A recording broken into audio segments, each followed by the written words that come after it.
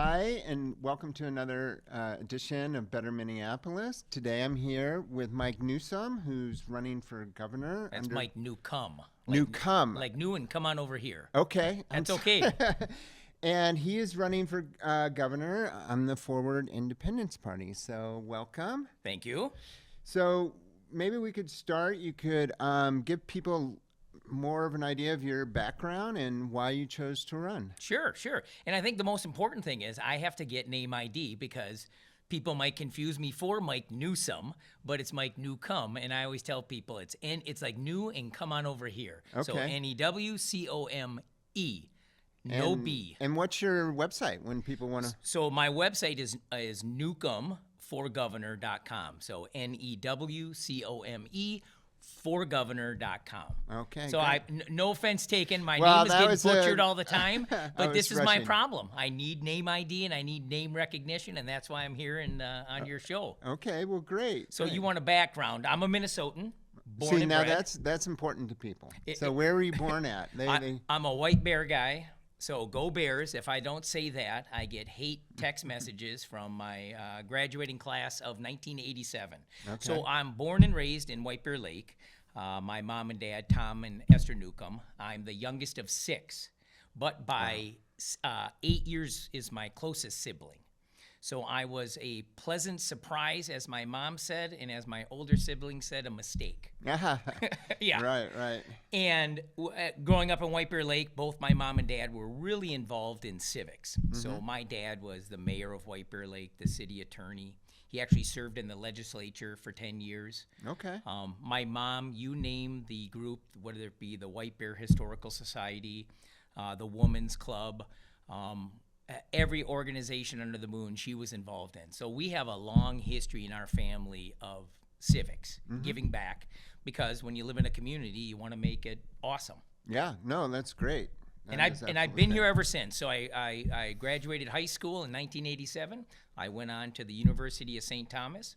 I graduated from college, and I got my first job here at a really small startup in Minnesota, and really parlayed that into a long career. I won't bore you, or I won't bore your watchers or listeners. And I actually then started my own company. Mm-hmm. So I built the largest residential cleaning business in the Twin Cities, called Details Home Services.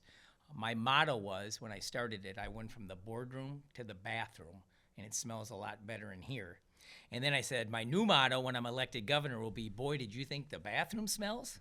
A little humor. Okay, good. So I'm a Minnesotan. I was a former business owner, and really for the last 8 years, I sold my business 9 years ago so that I could focus on my family. Mm-hmm. And I've been married for 22 years, and I have 2 boys, Max, who's 18, he's in his freshman year of college, and my son Mitch, who's a freshman in high school. And so I spent the last 9 years making breakfast, cleaning, doing all the laundry, getting all the groceries. I'm a stay-at-home dad. I've been doing free consulting for startups during that time, but my entire focus has been my family. So I understand the struggles that families are going through, especially when you go to the grocery store. So why now? What motivated you to kind of change your life a little bit and run for governor? Good question. Well, it's twofold, because now finally my kids are older, so they don't need 100% of my attention. But I think, like most Minnesotans, we recognize something is wrong. And what we recognize is it's not the state, if you're a little bit older like me, that we recognize or that we grew up in. And so I felt compelled, because I call this, I've been saying to people, this upcoming election isn't just an election. It is truly for the heart and soul of Minnesota. And I believe we have a broken government. My mantra is, we no longer have a government that's by the people and for the people. It's now by the party and for their special interest. And that our current political leaders are so steeped in their partisan battles. To paraphrase Lyndon Johnson, if the Democrats walked across Lake Minnetonka in the middle of summer, the Republicans would probably put out a press release saying Democrats can't swim. So Johnson said that a long time ago. He said, if I walked across the Potomac, the press would put out a headline that says Johnson can't swim. So I thought it was appropriate for this election. But because of this partisanism and because of this winner take all that happens at our capital, we're all suffering as Minnesotans. And I'm sure, like you, like me, like my neighbors, like everybody I know, we're feeling the effects of a not well run government. And is that why you chose the forward independence line? Is because you want to get outside of that sort of battle between Democrats and Republicans? Yeah, I look at Minnesotans. We're very pragmatic, and you always hear common sense Minnesotan, common sense Minnesotan. I couldn't accomplish what I'm going to accomplish within the confines of the party system, and here's why: they have too many agendas that I believe, and I know Minnesotans believe, don't align with all of us. It's very specific, and it's very specific to the party. So if I was going to try to run as a Republican, I'd have to bring all their agendas, all their special interests, and all their baggage. Same thing if I wanted to run as a Democrat, I'd have the same exact complexities. So the Forward Independence Party allows me the luxury to have my own platform, but their only mission is that we have a collaborative effort to governing and that we put people before parties. That's it from them. And that's my agenda. And I know that that's resonating with Minnesotans because I've been out and about and they're saying, thank you. We've been looking for a viable alternative. Right. Versus instead of voting against someone, they want to vote for someone. And so along those lines, what are your top 3 priorities? What are those things that you want people to vote for? Well, the first thing is we have to get into this affordability issue. And that is broad and vast. And we could talk about that for 4 days of everything that we have to get into to start to pinpoint in getting our state more affordable, especially for our young people, and it's killing our seniors. So number 1, we have to address the affordability issue. Number 2, public safety. And here's why. Because I have on my website that every single Minnesotan, no matter where you're from or who you are, deserves access to the good life. But that good life starts by being safe in your house, in your streets, and in your community. So public safety, and if you go to my website, you'll see that one of the things I'm going to be doing, and no one else is proposing this, within the first 60 days, we're going to have a public safety summit. We're going to have judiciary, we're going to have public safety officials, we're going to have policy people, we're going to have community activists. We are actually going to sit down and try to come up in a nonpartisan, non-politicized way, a short-term framework for how we address immediate crime problems, and then building a long-term framework that we can stamp out across the state. But it's only done in a non-politicized, non-party way. And I've got commitment already from some chiefs that they would be very open to that type of a discussion. I feel like where some of those discussions get hung up is on the issue of gun control. Sure. Which is, maybe you've experienced this, but I feel like people who live outside of the Twin Cities have, different views of it, right? Because they're much more about hunting, rifles, and things of that nature, and any sort of curbs they're pretty opposed to. Whereas in the city, a lot of those weapons are not appropriate, right? And so people have a different feel about it. But just to address that, so in having gone out to outstate and having been in the city, so what I wouldn't say is that people who live in outstate Minnesota they're less concerned about their guns being taken away because of hunting. They believe in the Second Amendment, as do I, that our founding fathers put that in there for a reason. And it's not necessarily about protecting your home against a criminal that's going to break into it. It's to protect our communities from potentially a treacherous government that might come to our door and want to take us away. So when I talk to people in outstate Minnesota, they say we need to protect the Second Amendment, and I'm a firm believer in the Second Amendment, but they also believe that we need to keep guns out of the hands of bad people. And that's essential. And they see what happens in the city here. And again, it's not because they have some different viewpoint of America or the cities. They just believe that the Second Amendment is a sacred right, and they're willing to do anything to protect that. But they also recognize we have a crime problem in the cities. We have crime that's being committed with guns, and everyone I talk to says the more we can keep weapons out of the hands of people who shouldn't have them without impeding on the rights of law-abiding citizens, they're all for it. So there's a lot more commonality than the political people want us to believe. Okay. These aren't, and I don't like using pejoratives or weird words. These aren't gun-toting people, crazy people that have these crazy ideas. They're Americans, they're Minnesotans, they really believe the same exact thing we do. They just have a different perspective, but at the end of the day, they want to keep guns out of the hands of the wrong people without impeding on law-abiding citizens. And I agree with them. So how do you do that? You don't use political theater. You don't use hyperbole that says, we're going to ban this and we're going to ban that, because that's not going to bring people together. It's how do we solve the problem of guns being used and getting in the hands of bad people and committing horrendous crimes. Because I want to tell you, if I have to see one more thing, I'm going to punch myself. Well, you'll be seeing more. I mean, you know what I mean? Yeah. It happens and all again, I think though, where I'm what I'm wanting to do is bring all parties together to have a really common sense discussion on this, but not politicize it. Yeah. No hyperbole, no BS. Well, let's really talk about it. That would be an amazing accomplishment. I'm going to do it, and that's the difference. Okay. Because I'm not coming with an agenda. My agenda isn't to say you're wrong, and my agenda isn't to say you're wrong. My agenda is to say, I hear you, and I hear you. And by the way, you have a lot more in common than you think, but the people who are speaking for you are ensuring that the two of you are at odds.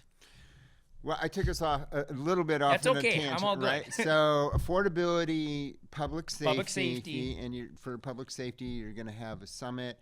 And then is there another? Yeah, I mean, we need to have a thriving business environment in Minnesota.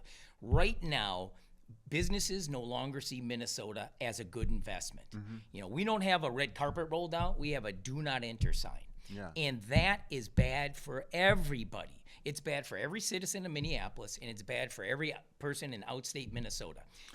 And what are some of those do not enter things? Do you is it our tax rate, regulations? What do you think makes us unfriendly? So from a corporate standpoint, and that's there's a difference between large corporations and small businesses such as I owned. From a corporate standpoint, we have one of the highest corporate tax rates in the country at 9.8%.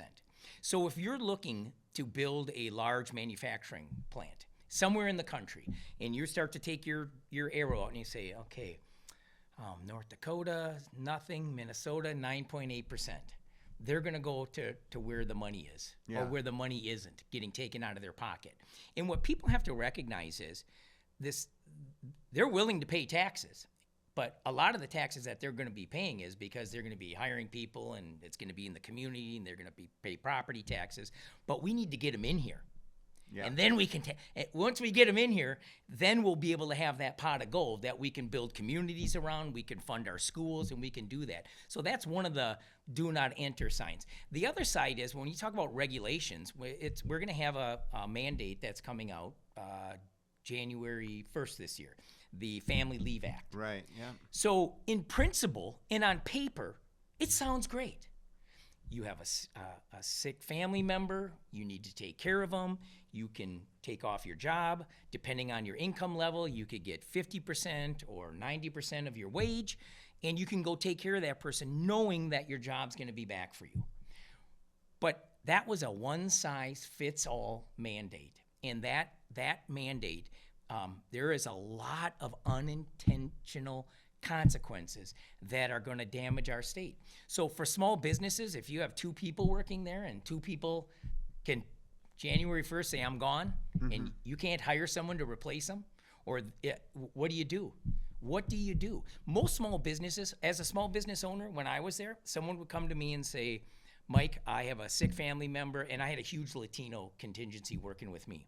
Best people on the planet, by the way. Sorry, everyone's the best person on the planet, but I got a sweet spot for my Latino friends because they helped me build what I built, and without them, it wasn't going to happen. Yeah. But I always took care of them. Mike, my mom's in the hospital. I'm a business guy. The best thing is to make sure you take care of your team, because without your team, There is no business. And so I think a lot of these small businesses that now are going to have this huge burden, they're not going to know. They don't know how to deal with it. They don't know what to do when their teams are gone. There should have been a lot of carve-outs for for businesses, especially small businesses. And it's going to hurt employees. You're the 4% coming out of your paycheck and the 4% coming out of the company's paycheck, that to some people, that's damaging money.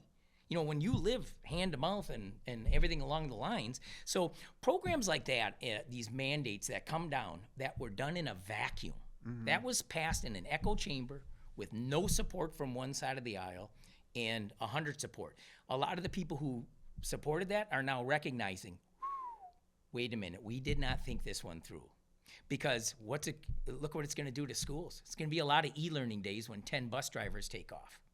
Right. There's going to be a lot of schools that when their teachers decide on January 1st, 5 of them, and they have to hire substitutes, and that wasn't in the budget.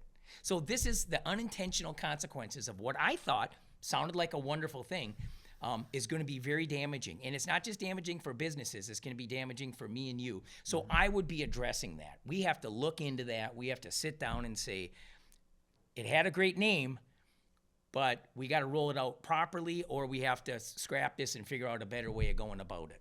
Yeah, I think it's an additional payroll tax, right? I think Yeah, so you're going to pay 4%, and the business owner has to put 4% into this fund. Is it that much? I didn't think. I thought it was like 0.6. No, it's 0.8, but 0.4 and 0.4. I'm sorry. Okay, whoa. Yeah, I'm sorry. sorry. I'm sorry. I'm speaking in two generalities, but it's enough to where a business owner would lose $1,000 a year, and as a small business, that's a big deal. And when you're taking $100, $200, $300 out of somebody's paycheck on an annual basis, that they'll never utilize that program, that's a big deal. Yeah. Again, in principle and in name, it was a wonderful thought.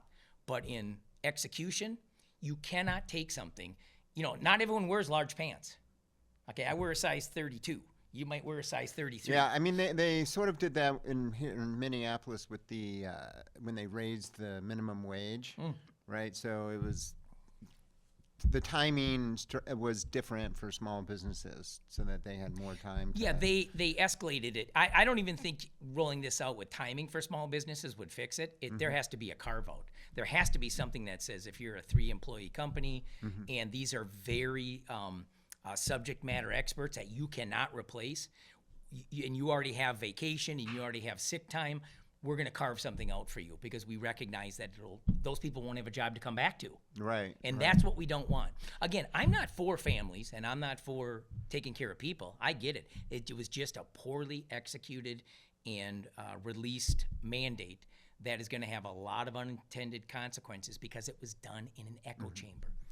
So speaking of that, I mean, I think there's a lot of speculation as to how it's going to impact the state budget, right? Because it all goes into a special fund.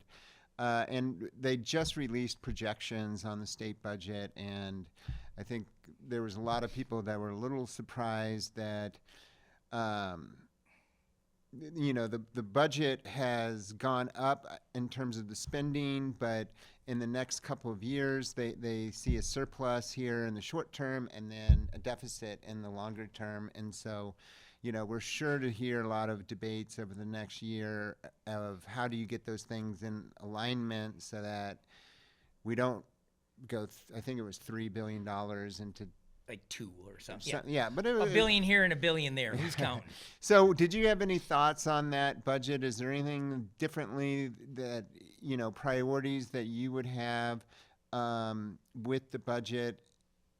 So we'll come back to the specific there, but the biggest problem with the budget right now is we have no idea what it actually costs to operate our state. And what I mean by that is we don't know how much leakage is falling through in our state agencies. And we can talk about the most important topic or the biggest buzzword in our state right now, which is fraud. It's kind of like a business. You got, you know, location. Right now, everyone's talking about this fraud.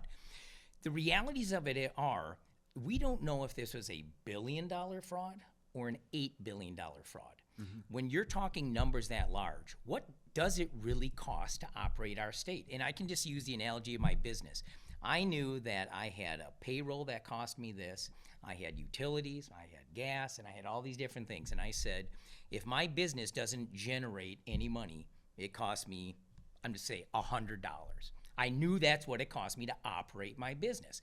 That meant I can operate the business if I bring $100 in, and I'm making profit if I bring $125 in. We have really no idea what it actually cost to operate our state. And so the biggest thing that's going to happen the minute I get into the office is we're going to bring in people that are subject matter experts, and we are going to get to the bottom line. Instead of there being a political appointee over the Department of Health and Human Services, we're going to bring in an expert. And then we're going to give all of our state employees, the 45,000 wonderful Minnesota state employees that work in all these agencies, the tools to root out this crime, to root out this waste, and actually work on behalf of Minnesotans. We're so technologically behind here. We have counties that their systems don't talk with the state. Yeah. So the first thing before we talk about the Russian algorithm of how to figure out a budget is we have to figure out what we're spending. Well, So- it seems like one of the obstacles there, and this happens, even on the city level, is that the government in a large part has become an outsourcer, right? Like instead of, say, the government running a daycare, the legislator is putting aside money to subsidize nonprofits or other providers to do the daycare. And that's where the problem can happen. Right. So it's like the infrastructure that's needed to keep track of everything that these outside vendors are doing is extensive, right? That's why we're in the problem we're in. So I would never do that as a business person. Right. So I'm running a business and I need to have a subcontractor do my window cleaning. The last thing I do is say, well, just go out and clean windows for me and then send me the bill without knowing anything else. And that's what the state did. The state said, all right, we're going to get all these third-party groups and they're going to do some administration of these things. Just send us the bill. But it comes down to because we have people that are running government that don't understand business and don't understand how it works. And when it's not your money, and we've all done this, someone gives you $50, if you pick up $10 on the road, first thing you do is go, well, I'm going to go buy a lottery ticket. I don't care. It's not my money. That's kind of the thought process of our current leaders. It's not really my money, so why should I take care of it? Yeah. I'm going to take care of our money, the state's money, like it's my money. And that means we're going to spend it wisely. Well, there's certainly a lot of people in the Twin Cities and elsewhere that are just in shock, I guess, over the amount of property taxes and the jumps, right? Like mine went up 10% this year, and I think it was like 8% last year. So over 2 years, it's gone up 18%. And people are really wondering, to your point, like, what are we paying for? And the fraud really gets under their skin because of that. And I'll touch on that, but we had an agreement in Minnesota between the citizens and our government. We're all willing to pay a little bit more in taxes compared to our surrounding states. But in return for that, we're going to have a thriving business environment. We're going to have good roads and good transportation, and our public schools are going to be world class. That agreement is now broken. So the government, our leaders have broken the agreement with the general population, us. And you want to talk about property tax. There's candidates out there that just throw out the political talking points. I'm going to lower property taxes. How? Right. What are you actually going to do to lower property taxes? So property taxes at the local level, one of the biggest ticket items is public education. So when you pay property tax at your local level, it goes to public education. And then the rest of your property tax will go to the services in your city, your first responders, and everything along those lines. There's so much attached to that property tax number. Oh, yeah. I mean, the tentacles are vast, and the county has its constraints. So just as an example, so we have the Medicaid program in the state of Minnesota. And what we do is, in the state of Minnesota, the dashboard of the Medicaid program is pushed out to the counties.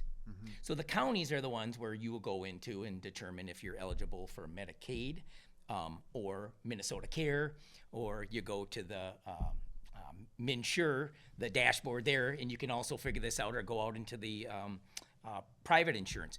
But when the state or our federal government says, oh, we're going to take money away from the administration portion of that service that you are now in charge of, well, guess where the county has to go? To the taxpayer. And then they go to the taxpayer and say, we're raising your taxes because we are administering a program that the state and the federal government pays for, and they're not giving us money from an administrative standpoint. Yeah. So that's the unfunded mandate, right? There you go. It's the unfunded mandate. It's the same thing in our school districts. They push down, whether it's funded or unfunded. Remember, the funding is still coming from us. Yeah. So, but the unfunded ones are coming in and saying, everyone paint your walls blue. I mean, I won't go into specifics. And they say, great. Well, who pays for it? Well, you're paying for it. And that's an that's an example of an unfunded mandate. There's a program that's called the Achievement and Integration. Forget what it does. Well-intentioned program, probably thought it would have wonderful results and would help our youth. That program has been in place since 2013, which, by the way, came out of another failed program. But the legislature felt, let's just do another one. In the last fiscal year of 24-25, this program cost $138 million between local 30% and state 70%. And the Legislative Audit Department came out again with its audit and said it is meeting 0% of its own goals and objective. Right. I have to repeat that. Again, I'm not going after the program. What I'm saying is it met 0% of its own goals and objectives and met 0% of preparing any student for the future. Those type of programs we need to look at. It's somebody's baby, and there's a lot of administrative cost. And again, I'm not for good programs that benefit the kids, and whether it's specific to a city, maybe there's minority groups or disadvantaged groups that we need to help. I think it's great. If it moves the needle. Moves the But needle, sure. These aren't moving needles. So, they're poking us. So that makes me think of a couple other questions. I mean, obviously what you're talking about, people are legislators are putting in programs and then they just never go away. They're always there. No one's going back and looking at them to see if they're effective. And one of the things that comes to my mind is well, maybe there needs to be sunset clauses written into some of these things, right? But I mean, a lot of people disagree with it, but I'm in favor of term limits, right? I feel like certain politicians just gain too much power. I know other people will say, oh, well, the experience is important. But to me, that, developing that fiefdom is too much of a harm. So I'm just wondering, where do you stand on like term limits and other reforms to help make our government more efficient? Well, originally, people who served in our government, and I'll just use the state level, because my father did, by the way. My father served in the Minnesota State Legislature for 10 years, from 1964 to 1973. These were part-time jobs, and my dad had a full-time job. And when he went to the legislature, his office was on the floor of the House. He didn't have a big, beautiful space over in the state office building. He sat on the floor. He did his business there, and they conducted business and went back. In his term limit, he said, if after 10 years I can't accomplish what I went in there for, which was to serve my community and to serve my state, then I'm gone. And that's what he did. He actually did a lot of great things. But he knew that it's time to move on because they were citizen legislators. And we've lost vision of that. The people who served with my dad, the men and the women, they were farmers and they go back and farm. They were small business owners and they go back to their business. They were lawyers like my dad and he'd go back and practice law. We've lost all of that today. We have career politicians that go into office with a net worth of $50,000. And somehow they leave public office with a net worth of $50 million. There's a problem there.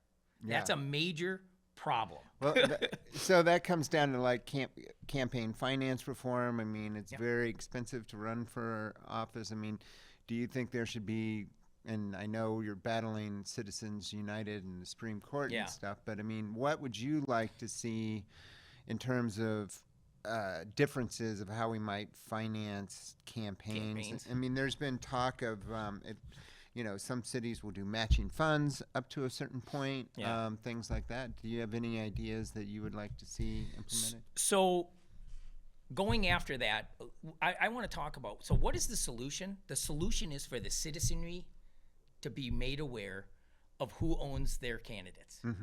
That's number one. That's campaign finance reform. And so what I've told people is, I was on Tom Hauser at Issue, and he said, how are you going to compete? Governor Walz, the number is between 10 and 15 million dollars he's going to be putting into this campaign. And they said, how do you compete with that, Mike? And I said, I see it as an Achilles heel. Because what I'm going to be pointing out, and I think what Minnesotans are going to recognize during this election is, first of all, who's given $15 million for you to run for governor? And once you realize where that money's coming from, and then you say, I said they need to wear a uniform like NASCAR. It's got to have all their sponsors on it, all over their shirt. And they say, that's why my health care cost isn't going down. Now I get it. So we could probably battle campaign finance. If it was up to me, everyone would spend the same amount of money. We'd go out with the same message. We'd be able to let the best man or woman win, whoever it is. You have the best message. You have the best thing. I don't think we're going to get there, but I think we need to get your audience and everyone else out there to recognize who really does own your candidates. And that's, again, why I'm running as an independent is the only special interest I have are going to be Minnesotans. Yeah. So, yeah, money in these campaigns is crazy. And I just had someone yesterday. Well, I love the idea of the NASCAR outfit. Yeah, make them show. And you want to know what? I have one big, and I don't say this for a flex, and I don't say this to be tone deaf. The largest contributor to my campaign to date, and it'll most likely be the largest contributor throughout, is me. Yeah. I put in a fair amount of money to start this campaign, and I'm already put in another fair amount to keep it going. Why? Because I'm not going to be bought and sold. You can give me money, but it's not going to change how I govern. You might look up Gary Johnson, who ran for governor in New Mexico. Okay. And he was pretty much an unknown, but he used his own money to get his name recognition out there. That's what I'm trying to do. Yeah. And he ended up becoming the governor of New Mexico and then getting reelected. So there is a path there. There's a huge path, and I'll tell you, we can talk, but you answer your questions. But I want to make it clear for people who listen that you're 100% on. All I need is name ID, and for people to know there's a viable alternative. Because whether you have a D that you've always voted for, or an R or an I will guarantee 85% of the issues we stand together on. And that's what I need Minnesotans to recognize. My entire campaign is based around, this is going to be a campaign about issues in substance, not finger pointing or name calling. What I've said is, if you need to use a nasty word to describe your political opponent, that's an automatic disqualifier for public service. I am running against the governor of Minnesota, and his name is Tim Walz, and that's how I will address him. Regardless, I think he's a failed administrator and done not a good job on behalf of Minnesota, but I don't call names, and I don't. Well, period. You won't have to. There will be 15 Republicans. I know. And guess what? Doing that for you. You want to know something? That's going to tell you something. That if you need to use a nasty word to describe your political opponent, it should tell everyone out there and everyone across Minnesota they have nothing to run on. Right. They have nothing to run on except divisive and separation. That's not my campaign. So speaking of issues, I think a big one that's happening right now is the cost of health care. We see, even outside of the fraud, the premiums are going up. It's hurting business in Minnesota. What's your thoughts on how Minnesota can keep fix it? Yeah, how can we fix it? How can we? So, what I tell everybody is everything's going to be on the table. In a Newcome administration. So right now, at the federal level, they broke this system. They've ruined this system. we had a pretty decent healthcare system, and we could have put a nice patch into it on the public side to ensure that all of our citizens had affordable and good access to healthcare, because I do believe that we should not be bankrupting people, and I don't believe people should be out in the world without being protected. I'm just telling you from my moral standpoint, that's my position. However, the government, and whether it's Democrats, Republicans, and whomever, they have broken this system so long. So the fix is really simple. I don't have one answer for the fix. Because in Minnesota, you have to look at, we have our Medicaid program, which takes care of our extremely low income, disability, and our seniors. We have our Minnesota Care, which then kind of fills the gap for people who have, they have money, but they're not, they don't get health insurance from their employer. And then you have the MNsure program, which is basically just a dashboard that kind of lays over all these different options where people can go in and, do you qualify for Medicaid? Do you qualify for Minnesota Care, or can you go to a private insurer? The problem is all of these networks, there's been all these different patchworks. There's been all these tentacles put in, all of this cost, all of this inefficiency, and it's driving prices up through the roof because providers on the back end are all consolidating. Where one time we had 14 options for fast food out there, well, we have 4 options for healthcare providers. Yeah. They're buying up the small rural. They're doing all this. So what do they do when you buy it up? You jack up your prices. You see that particularly in hospitals or of course consolidating. So and when people say there's one answer and there's one silver bullet, we have a lot of problems that are a lot of reasons why healthcare costs are going up. Inefficiencies in how they're being run and administered, and then also inefficiencies as who we're paying and how they're charging us. So I've delved into this a lot, and people say, what's the answer? Is it a single payer option? Meaning, do we come into the state and say, we're going to have a single payer option, we're going to get the Medicaid and Minnesota Care and kind of roll it up, grow that group for people who are making enough money but still don't qualify for Minnesota Care, get them in there, and then still have all your private insurance through, if you go through your employer, or if you want to still go through the MNsure website to find your own private if you can afford it. I don't know if that's 100% the right answer, but it sounds a lot better than the answers we have under. My fear is this: anytime you grow government programs, you get the result we have right now: fraud, waste, and abuse. So anything we do, we have to bake in the cake that it doesn't turn into this, what we're dealing with right now. And that's what scares me about the Family Leave Act. They hired 300 people at the state level to administer this.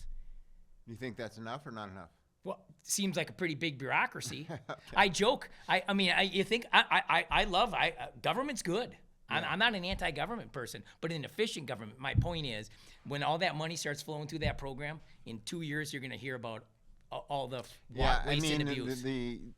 It's such a big ticket item. I mean, even before what's happening in Minnesota, there's been, like Medicare, they've estimated 20 to 25% of the cost is fraud, right? Like not in Minnesota, but like around the country. Around the country, you have fake billers, selling dead people, all kinds of things. So I mean, that's definitely an issue. You mentioned universal health care. Some people propose that. Some people propose like a buy-in option. I guess I'm hearing from you like maybe reviewing the system to see where we can keep the cost down, but I'm not sure kind of like where you sit. I don't have 100% definitive answer, because I don't do things in a vacuum and I don't do things in an echo chamber. That's going to be the big difference. Is a lot of people who are telling you they have the solution, they're full of crap. Yeah. They don't have the solution. They just want to tell you they have the solution. What I'm telling you is we're going to work towards a solution. And when we have a solution, it's going to be the right solution. But you're talking about so many complexities. Providers, insurance companies, us, the state, the administrators, the drug companies. This is a big, wild thing. What I'd like to see is the federal government solve it all. No, I mean, but we're gonna. When this comes down, this is a major part of the affordability issue. We're gonna bring in experts that we're gonna sit down. And the other deal is we have to ensure that we don't get our opinions swayed by people who paid. The highest bidder is not going to get what they always want in a Newcome administration. That's the difference. So I'm a bit scary to people who have to bidders who have been owning our politicians out there. I'm a bit scary for them because what I'm saying is we're going to do what's right for people in Minneapolis, St. Paul, and Minnesota, not your shareholders. I have heard there's quite a few healthcare lobbyists at our state capitol. Just a few. So last question for you here. If you're elected, how are you going to judge yourself? How in 4 years will you know if you've been successful? Well, and I'm even going to say the first year. Okay. 4 years, well, I'll use both. The most successful thing that I'd be able to do for me and for Minnesota is to actually get legislation passed in a bipartisan fashion with Republicans, Democrats, and independents. I don't know what that piece of legislation is, but when we can get all parties working together, that would be the greatest success. Because when you have everyone working together and our goals are mutually aligned, which is to get Minnesota thriving again, that is a win. And I know that we can get that done because as an honest broker and a mediator, I've had Democrats reach out to me and Republicans who are serving and our former legislators say, we'd be more apt to work with you as a governor than we would across the aisle. And I said, as long as we get stuff done for Minnesota, you can take all the credit you want and go back to your constituents, and you can take all the credit you want and go back to your constituents, and I can look in the middle and say, look, our representatives did what they're supposed to do, and I don't care. I don't care if I get an ounce of credit because the win will be from Minnesota, and that's why I'm in this. Well, it's whoever is elected, it's going to be a challenging role, right? I mean, it's amazing how closely divided it is, and so maybe it's going to take someone from Forward Independence Party to break that up. Are there any topics or issues that we didn't cover today that you wanted to bring up before we close it out? Well, no. What I'd want your watchers and your readers to know is this: that I am committed to this race. I am authentic in what I'm saying. I'm not saying this to earn your vote. I'm saying this because I believe in it. I believe we have a broken system that is no longer representing the people, and I jumped into this race so that we can bring some sanity back into our political system. And I'm sincere in saying that I'm a problem solver with Minnesota values and common sense, and I know there's more of us out there. I won't put you in my camp yet. You don't have to have that, but there's more of us out there than less of us. And whether you're a Democrat, a Republican, a Libertarian, an Independent, you're all welcome in our campaign. I don't care who you are. I don't care who you sleep with. You're with me. And that's all I care about is getting Minnesota moving in the right direction together. That's the difference. Together. Both of the parties are going to talk about their enemy. No one's my enemy. They're both my partners. Well, great. Thank you for joining me today, and good luck out there on the trail. Well, thank you. I appreciate it. All right.